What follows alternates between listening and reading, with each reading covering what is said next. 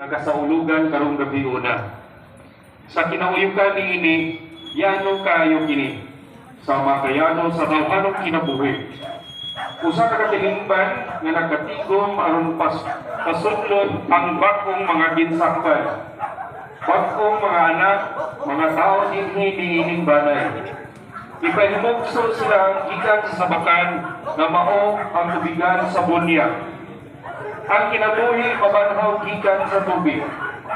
Pasudlon ang tanang bagong ginsakpan ngadto sa katilingban pinaagi sa pagkat-on o pag-ambit sa mga sugilanon nga iya sa maong katilingban.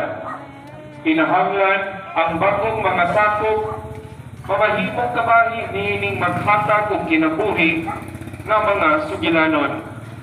Kinahanglan atong isaysay ang mga malisod nga higayon nga mao'y nakahimo kanatong usa ka katawhan.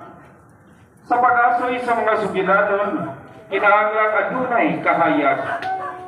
Kinahanglan magasiga ang kalayo o ang mga kandila pagkanagutan aron ang mga magbabasa, ang mga mag-aawit, ang mga manunuyog o ang mga magsasayaw nga mao kita makapuyo usab niining mga sugilanon. Sa katapusan, kinahanglan kining bag-ong mga sakop muambit sa pagkaon sa katilingban. Ang katilingbanong kinabuhi sa tao nagsugod diha sa aktibong pag-ambit sa pagkaon. Ang nag-ambit sa pagkaon, nag-ambit usab sa kinabuhi. Sila nga muambit sa kinabuhi niining maong katilingban, kinahanglan mukaon sa atong nga mesa. Nan, aduna na kita isuga, mga balasahon, tubig ug dalanon. Masinuod kung atong ingnon, aduna kita iwas. Pag-asoy sa mga sugilanon, pagligo o pagkaon. Diumon kita binagi sa unsay atong gibuhat labaw pa kaysa mga butang nga atong gigamit sa pagpamuhat niining malisod apan mahinungdanong mga buhat. Taliwala sa kamit-ngit kagtukaw kita hangtod nga ang kahayag ni Kristo mubanag-banag sa sa Espiritu Santo. Amen. Ang grasya sa atong Ginoong Jesucristo, ug ang hukma sa Dios, ug ang panagihusa sa Espiritu Santo manak kaninyong tanan. Manak sa kaninyo. Mga hinigugma diha ni Kristo, niining santo sulamat nga gabi, kanusa ang atong Ginoong Jesucristo, milabanggitan sa kamatayon ngadto sa kinabuhi. Ang sipahan nagdapi sa iyang mga anak sa tibuok kalibutan sa pagtigom aron patukaw pag-ampo. Mao kini ang Pasko kung paglabay sa Ginoo, kung pasidugan nato paghandom ang iyang kamatayon ng pagkabanhaw, pinaagi sa pagpamati sa iyang pulong o pagsaulog sa iyang mga misteryo. Pangalaong kita na makaakit sa iyang paglaong, patong sa kamatayon kami sa bagong paglaong. Limpyuhi ang among mga kasing-kasing, pinaagi din pagsaulog sa Pasko, o dada kami unya nga na sa pangilin, sa kahayag na walay pagkapano, kini among ipangayo, pinaagi ni Kristo among Ginoo. Amen.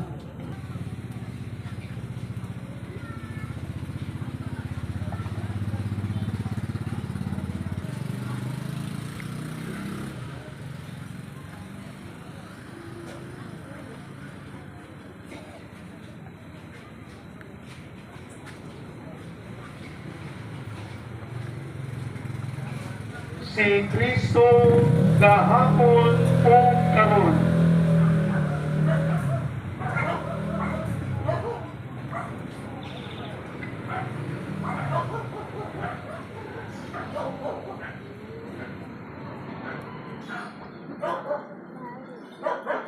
Ang sinugdan ug ang katapusan.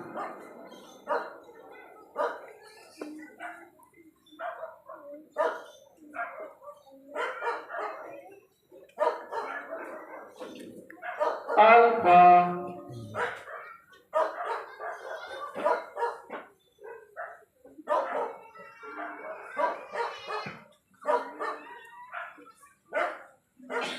o Omega.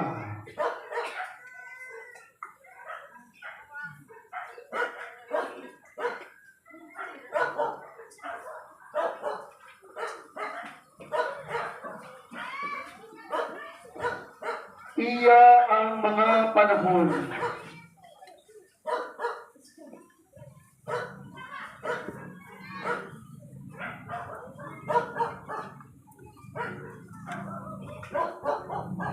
O ang mga katuwigan.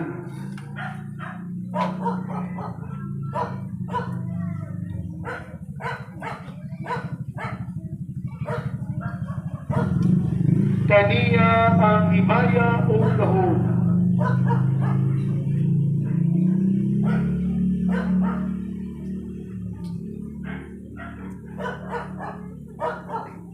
Hangtod sa kahangturan. Amen.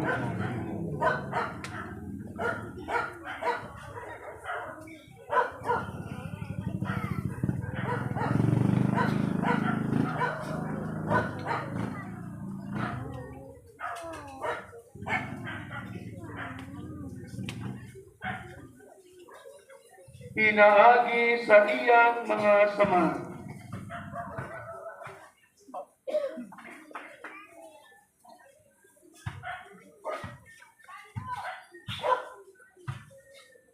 Nga karon mahimayaw na.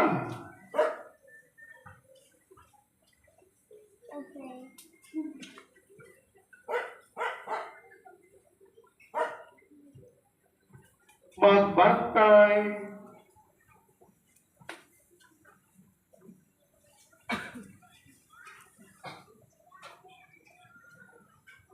o mag-amping unta kanato.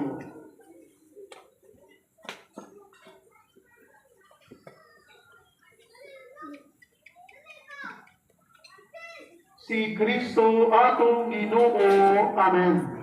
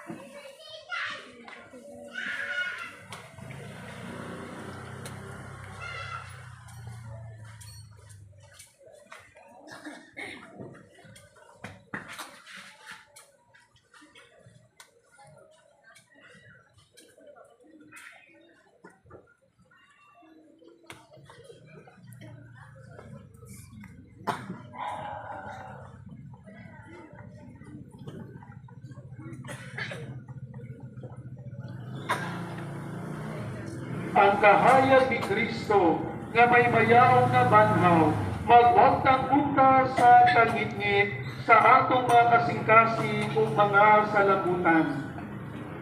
Ako kamong hangyoon, paghinay-hinay, pagsulod sa atong kapilya. Hinahinay lang.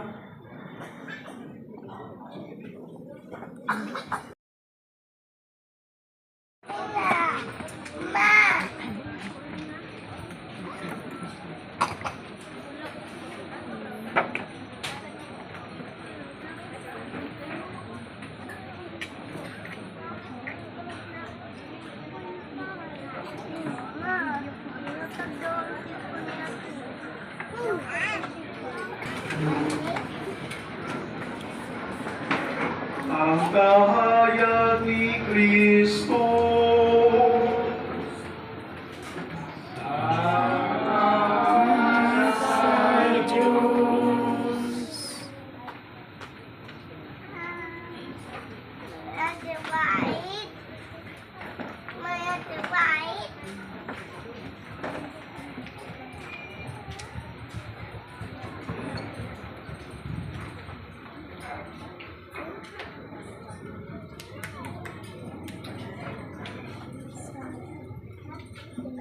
Ang kahayag ni Kristo. Salamat sa Diyos.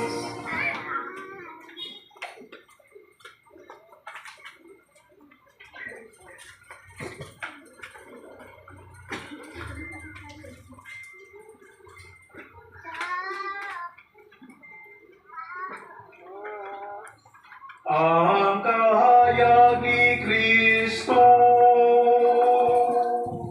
Salamat sa Diyos. Maraming Diyos.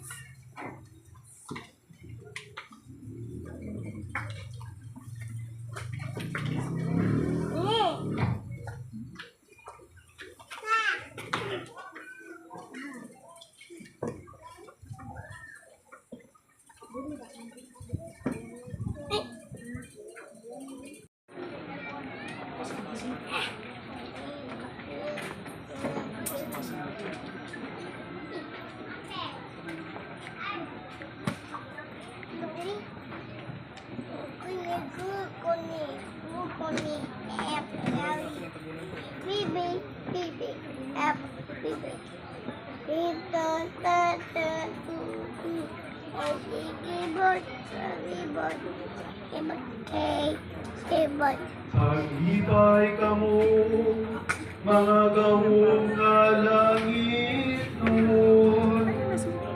Pag-awit kamo, mga anghel sa langit. Pagsadya, tanang mga binuhat, alirong sa trono sa Diyos. Ipalalo ang mga trumpeta sa kaluwasan.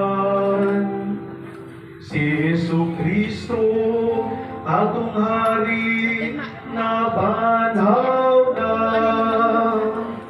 Pagsadya, uyuta sa dakong kahayag, dinanagan. Ipakita ang imong kasanag diya sa silaw sa imong hari. Si Kristo ang hari na banhaw na. Ay si Kristo ngadto sa tunay amahan. Sa utang ni Adan, ipaya iluwas mo ang among mga ginikanan, ang mga anak ni Israel. Gikuha mo sila gikan sa pagkauli o gitubo nga iniusa ngadto sa kasantos. Ipalalo ang mga trumpeta sa kaluwasan. Si Jesu-Kristo atong hari na banhaw na. Mao kini gitugyan mo ang imong bugtong anak na manunubos. Ipalalo ang mga trumpeta sa kaluwasan. Si Jesu-Kristo atong hari Nabanaw na ang kahulugan. Busa langit nung amahan, taliwala sa kasadyan ining gabi huuna. Dawata ang among sakripisyo sa kagabion, ang among sakripisyo sa pagdaig. Dawata kining seryo sa Pasko, aron mahanaw ang kangit-ngit ni ining kagabion.